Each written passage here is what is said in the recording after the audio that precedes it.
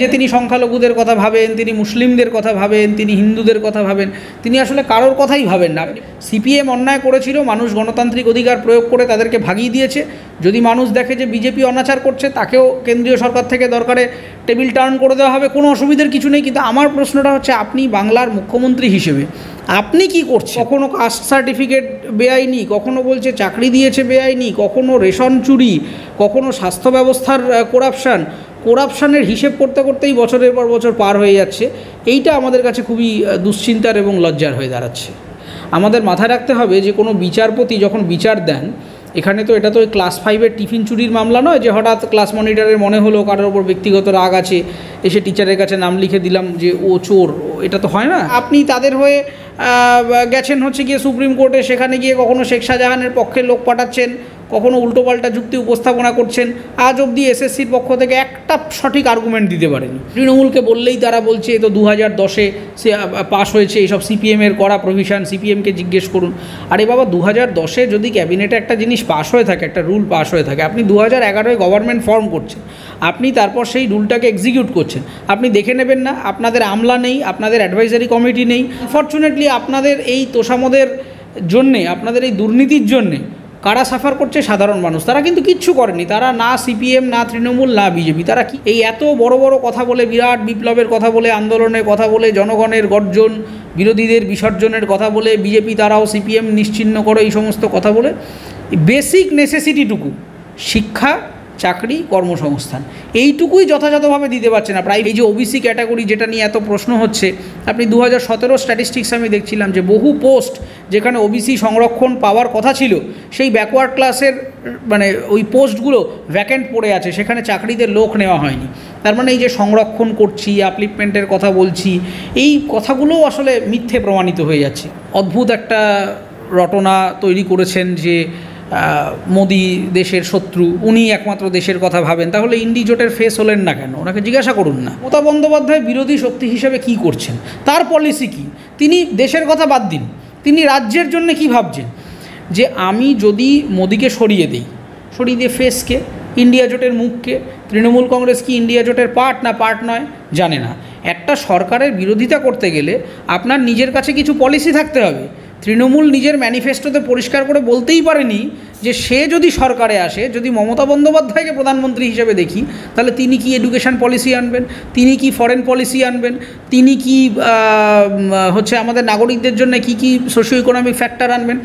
কতগুলো উল্টোপাল্টা কথা, খালি সিএএ নিয়ে ভুল বোঝানো, ধর্ম নিয়ে ভুল বোঝানো, যেগুলো একটাও আইনে বলা নেই। দেখুন, প্রথম কথা হচ্ছে যে সিপিএমকে তাড়িয়ে এসেছেন উনি, সেটা আমরা দেখেছি, সেটা ওনার যে লড়াই, সেটা আমরা কুর্নিশও জানিয়েছিলাম সেই সময়। কিন্তু মুশকিলটা হলো যে আমরা যখন কোনো গভর্নমেন্টকে চেঞ্জ করি বা একজন পার্টিকে সরিয়ে দিয়ে আরেকজন পার্টিকে আনি, তখন আমাদের কিছু জেনারিক এক্সপেকটেশান থাকে।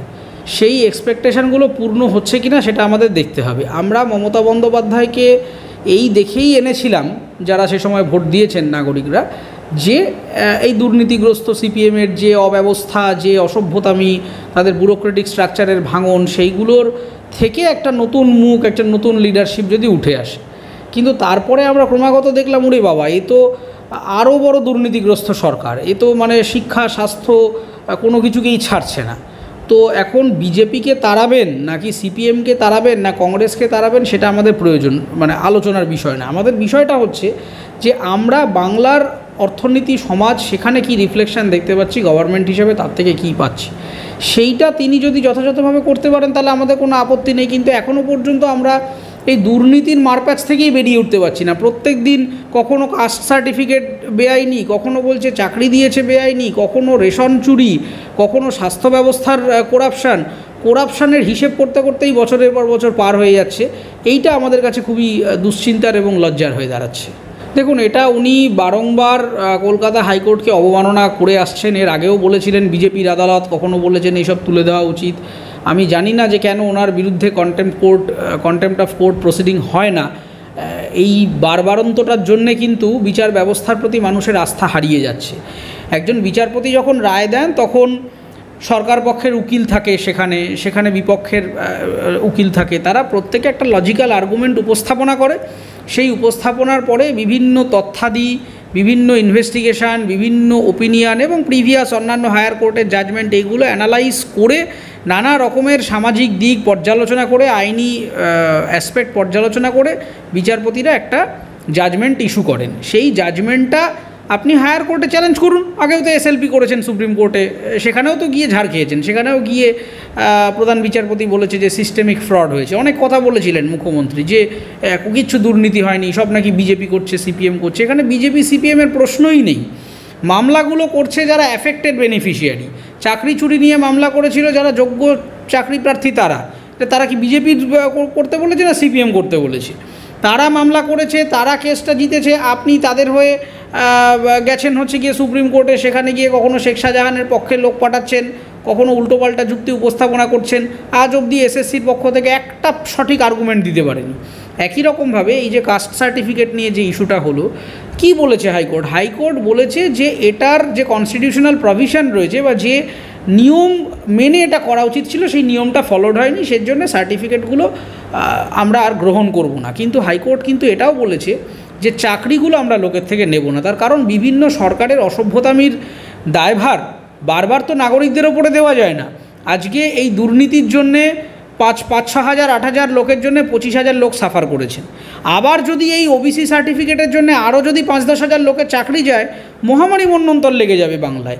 সেটা তো বিচার ব্যবস্থার পক্ষ থেকে কাম্য নয়। সেই কারণে তারা কিন্তু বলেছে যে আমরা চাকরিটা বহাল রাখছি, কিন্তু এই সার্টিফিকেটগুলো ভ্যালিড নয়, কিংবা এই সার্টিফিকেট থেকে ভবিষ্যতে আর কোনো রকম বেনিফিট যেগুলো পাওয়ার সেগুলো পাওয়া যাবে না।